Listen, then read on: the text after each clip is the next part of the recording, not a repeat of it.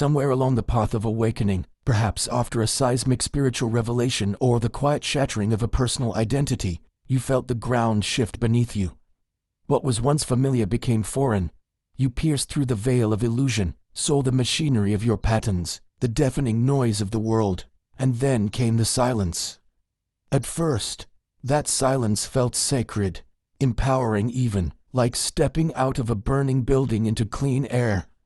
But slowly, subtly, meaning dissolved, not as a catastrophe, but as a quiet disappearance, as if your soul dimmed the lights on life and forgot to turn them back on. You stopped striving.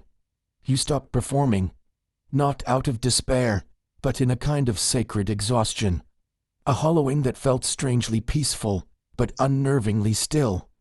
And then the whisper began, a quiet, aching question. Why do I feel so empty, now that I finally see the truth? This is the paradox no one warns you about. We are led to believe that spiritual awakening will inflame our purpose, that seeing through illusion will make us burn with clarity. But for many, especially the sensitive ones, the seekers, the empaths, the inward travelers, it does something else. It empties the vessel.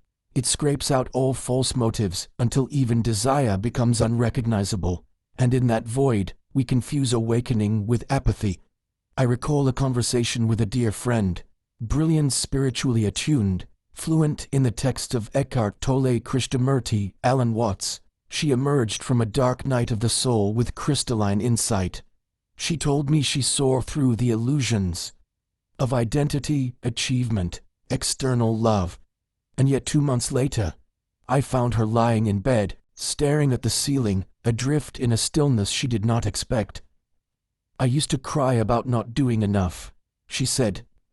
Now, I don't care if I do anything at all. I thought awakening would set me on fire. Instead, I feel extinguished. Carl Jung spoke directly to this threshold. He described it as the sacred terrain between the collapse of the ego and the birth of the self. A liminal space, terrifying in its quiet, where motivation once powered by persona and social approval dissolves, leaving only the raw clay of what has not yet been shaped. This is not failure. This is individuation, the chrysalis stage of the psyche, where the caterpillar dissolves into formlessness before becoming the butterfly. It is the psychological death required for rebirth. But we must not mislabel this void as regression. For in the heart of this emptiness lives a deeper call, a quiet pulse of soul truth, waiting to be heard. Not the motivation to prove, but the impulse to be, to move, not out of need for recognition, but out of inner resonance. This article is not about despair. It is about the moment after awakening, when the old fuel dies and the new source of energy is still forming. Jung understood, the privilege of a lifetime is to become who you truly are. The loss of motivation is not the end.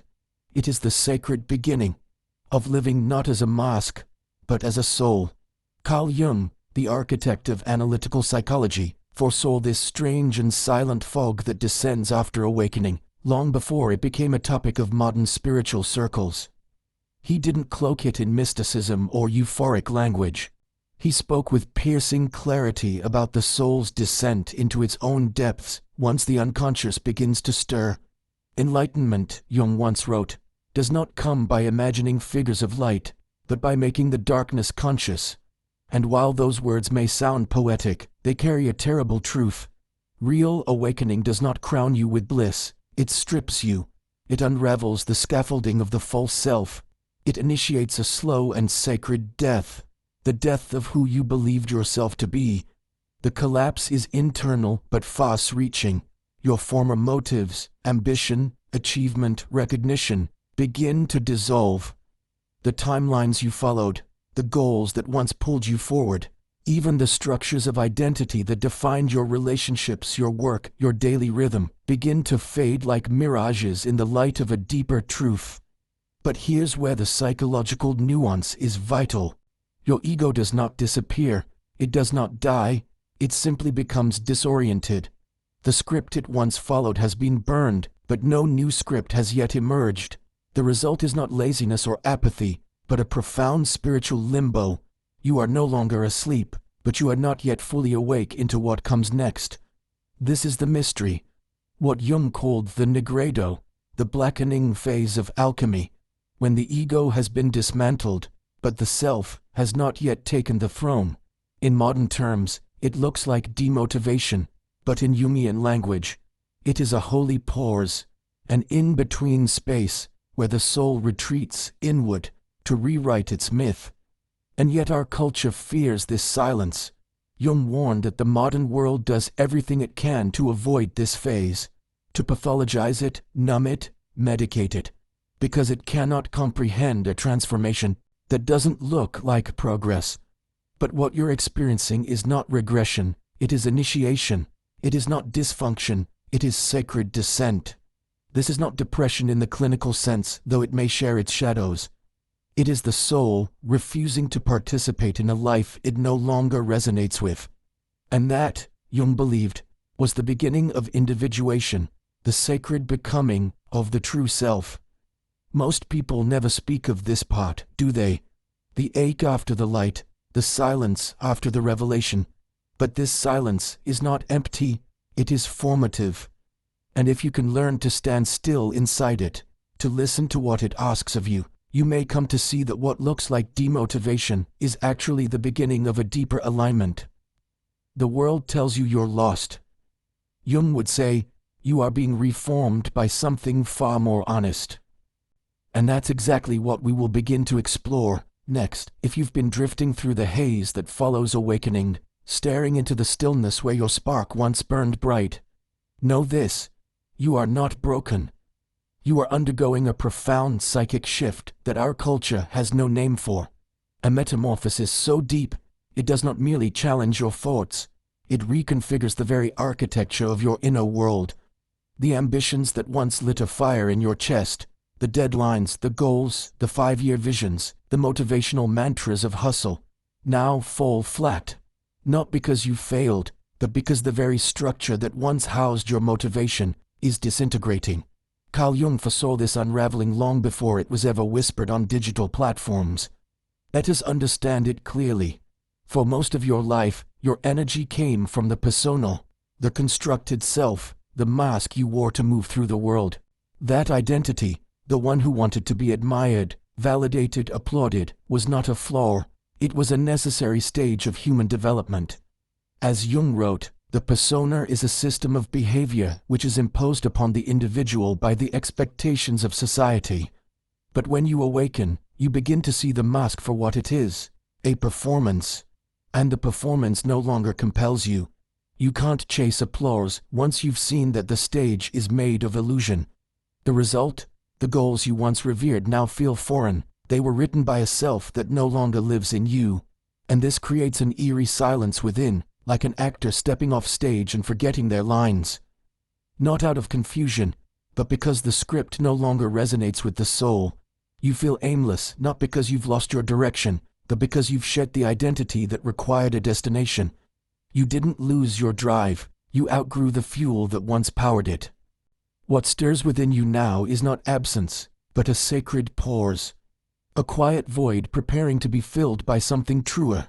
Something no longer forged from performance, but from presence. The ego pushed, the soul waits.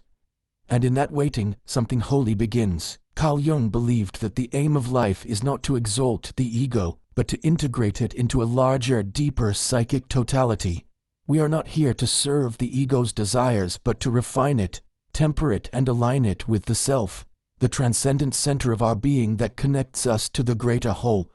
He called this process individuation, the lifelong journey of moving from fragmentation to inner unity, not to become the self that is praised, but to become the self that is real. The self, unlike the ego, is unconcerned with approval or performance. It is not driven by ambition, but by alignment. Its only desire is to express what is true. And so, after a spiritual awakening, the psyche begins a sacred recalibration. What once felt exciting now feels hollow. Your system begins to reject everything artificial, forced, or inauthentic. That includes careers built from insecurity, relationships based on roles, or even the vision board you crafted from your old self's fear of not being enough. This inner purification often feels like liberation and disorientation at the same time. You're shedding the faults, but what now takes its place? Jung cautioned that many get stuck here. Some awaken and fall into spiritual bypassing, mistaking transcendence for escape. They float above life, call everything an illusion, and convince themselves nothing matters. But detachment is not the same as disconnection. The self does not want you to disappear from the world. It wants to inhabit it through you. It wants to incarnate, not evacuate. It seeks not withdrawal, but embodiment. But before that embodiment, there is a threshold, and Jung described it well, though few recognize it when they are in it. It is the gray space after awakening, the void that comes not with bliss, but with bewilderment. It doesn't look poetic. It doesn't trend. It looks like sitting quietly while the world speeds past, unable to explain who you are becoming. Jung would say you are not failing, you are in between. You have stepped out of the ego, but the self has not yet become your foundation. This liminal space is not a mistake. It is initiation, a descent into the unknown that modern culture has no patience for. Stillness is misdiagnosed as laziness. Pause is confused for paralysis. So you begin to judge yourself, and that judgment becomes the very wall that blocks the energy your soul is calling home. This phase is sacred. It is chrysalis, not collapse. And if you can stay here long enough, if you can resist the urge to rush or retreat, you will begin to feel it. The quiet pulse of something deeper rising. The self is not loud, but it is constant. And it is waiting for you to trust what cannot yet be named. Carl Jung had a word for this sacred reversal of energy, enantiodromia, the phenomenon where something, when taken to its extreme, transforms into its opposite. And nowhere is this more evident than in the aftermath of awakening. You move from the manic striving of ego, I must do everything, to the hollow stillness of soul. Why do anything at all? The pendulum swings not because you're broken, but because balance demands it. The psyche, long imprisoned in performance, finally collapses into rest. And this descent is not pathology. It is initiation. In the language of myth, this is the archetype of the hermit, the withdrawal from the world before rebirth. It is the sacred cocoon where the caterpillar dissolves into formlessness, no longer a crawling self, not yet a flying one. It is the goo phase, unstructured, undefined, unproductive by every modern standard, but necessary, because the psyche is undergoing alchemical transformation, and transformation, Jung would say, begins in darkness, not in bypassing, not in good vibes only, but in descent. This is where modern spirituality often loses its depth, by glamorizing awakening while avoiding its crucifixion. Jung insisted that the shadow, the rejected, uncomfortable, unconscious parts of ourselves, is not something to escape, but something to integrate. Shadow work is not advanced-level spirituality. It is the very foundation of becoming whole, and in this state of nothingness you now occupy. The unconscious is rising, not as a villain, but as a messenger. What you once repressed, your grief, your rage, your unmet needs, begins to surface because now, at last, there is space. So the ego panics. It wants action, clarity, a name tag. But the self, quietly and persistently whispers, let go, I am forming something deeper. And this is where the real work begins. Not in achievement, but in surrender. Not in clarity, but in witnessing. The psyche is not malfunctioning. It is metabolizing years of noise, illusion, and false striving. It halts your drive, your ambition, your hunger, so you have no choice but to sit with what you've buried, and it is in that stillness, in that haunting void, that you begin to remember. And then, almost imperceptibly, something stirs. A new form of motivation arises, but it is nothing like the old. It is not born of anxiety. It is not urgent or performative. It does not roar, it hums. A soul-led impulse to move, not because you must, but because it would be a betrayal of truth, not to. Jung called this the emergence of the self, not as an abstract ideal, but as a living, breathing compass within. Does not chase, it calls, and what it calls you toward is not success, but wholeness. So, you've crossed the threshold and stood in the silence. You've tasted stillness, not as stagnation, but as sacred pause. You've wandered through the inner night, where no voice called out, and no light showed the way. And now, something ancient begins to stir, not as a roar, not as lightning, but as a quiet, inner, a soft pulse that does not urge you to return to what was, but invites you to build what has never yet been. This is the first whisper of the self, not in language, but in feeling, in pull, in presence. Carl Jung called this the symbolic life, a life no longer ruled by ego or convention, but guided by the deeper forces of the soul. Once the ego has surrendered and the unconscious is honored, life ceases to be a game of survival and becomes an unfolding of meaning. And here's the paradox: it may look beautifully ordinary. When the self begins to lead, you no longer hustle. You respond. You're not driven by the fear of missing out, but by the quiet conviction of inner alignment. You stop chasing clarity as a prize and begin recognizing it when it arrives, often dressed in simplicity. Living from the self does not mean you'll always be energized or certain. Fatigue, doubt, and grief still pass through. This is the texture of human life, but what disappears is the constant ache of self-betrayal, the dull exhaustion of performing a version of yourself that no longer fits. Instead, something shifts. You find yourself creating, even when no one applauds, saying no, even when yes is expected, following wonder rather than ticking boxes. You begin choosing peace over performance. This is not inertia, it's a new fuel, not adrenaline, but alignment. Not pressure, but presence. Jung called this living symbolically, not as an escape into fantasy, but as a return to soul. You begin to trust the language of dreams, gut instincts, symbols, and synchronicities. Your life becomes a dialogue, not a monologue shouted into the void, but a conversation with the unseen. And what does that look like? Sometimes, it's as subtle as different questions. Not, what should I do, but, what is quietly calling me? Not, what's the plan, but, where is life nudging me? Not, how can I prove myself, but, what feels true? You stop trying to dominate life and start participating with it. Ambition doesn't vanish, it transforms. It becomes devotion. Devotion to what is real, what is true, what brings you alive. And strangely, that devotion moves mountains. It gets things done. But from wholeness, not depletion. Now it is sustainable. Now it is soul-powered. This is the self's motivation, not to impress, but to express. And it leads you, often without effort, to create, to teach, to heal, to serve.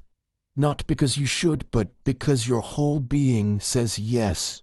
So, if you've been wondering where your spark went after awakening, remember, it's not gone. The old fire burned away so a deeper flame could emerge, one that won't flicker in the storms of the world. Carl Jung never promised ease, but he did promise depth. If you are here, reading this, then you are already walking the path.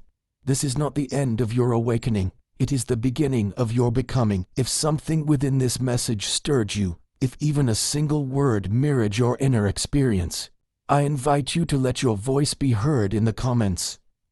Have you encountered that soul whose presence feels like home, or are you still walking the sacred path back to yourself? Your story, however unfinished, may become the lantern in someone else's darkness, the very sign they didn't know they were searching for. And if someone close to you is silently struggling with the illusion that love must hurt, that self-abandonment is the price of connection, or that they are unworthy of peace, share this video with them. Help me reach the ones who need to remember. Real love does not demand that we shrink. True connection does not ask for sacrifice of the soul. And the most vital union we will ever form is the one with our own inner truth. Before you go, I invite you to subscribe and activate the notification bell. Here, in this space, we journey beneath the surface of things, exploring the hidden architecture of the psyche, the whispers of the unconscious, and how every relationship is but a mirror reflecting our personal evolution. If there's a theme, a question, or a wound you would like us to explore in future videos, leave it below. This space breathes because of you. Your voice is not only welcome here, it is essential. Thank you for showing up, not just to this video but to your inner work, to the sacred labor of remembering who you truly are. And always remember this: when the right person appears, your soul will know, not through fear, but through peace. But until that moment, let your most intimate relationship be the one you cultivate within. That is the foundation, that is the home.